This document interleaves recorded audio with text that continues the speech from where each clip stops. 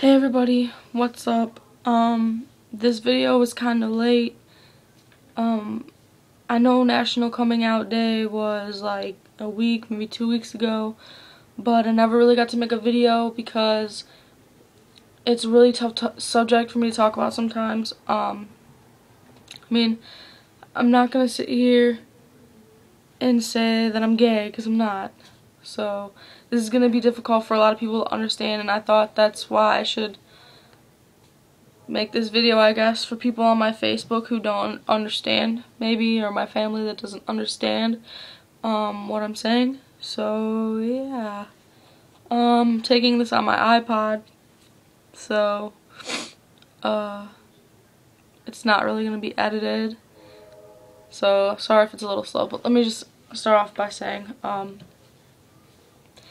I was born biologically a female, but my whole entire life, I've felt male, I've wanted to look male, I wanted to sound male.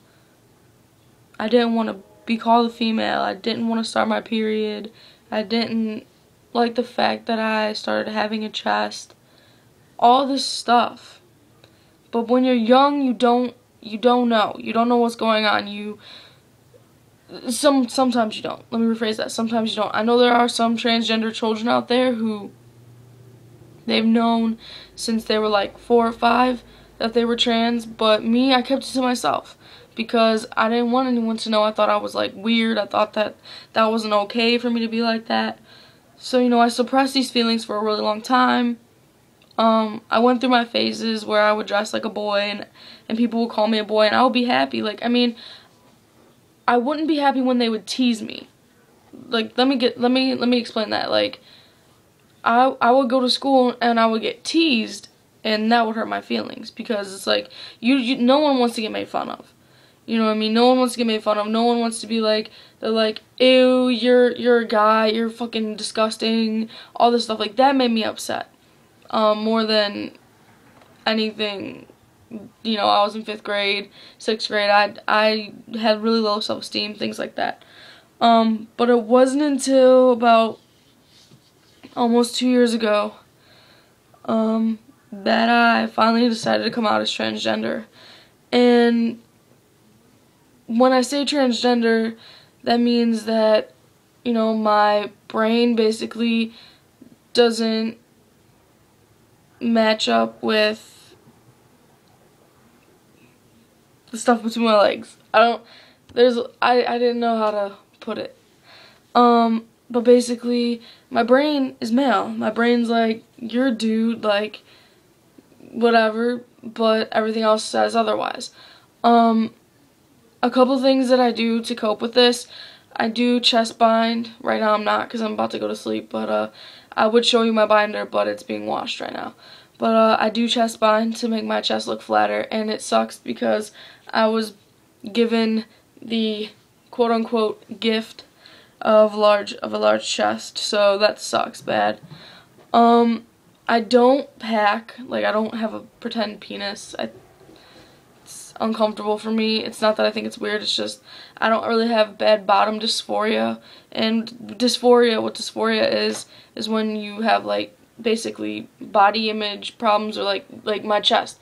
I feel that my chest is like the tumors. Like, I don't like the fact that I have this chest, and it bothers me every day, and I can't take a shower and look down at myself. I can't do anything, and it sucks.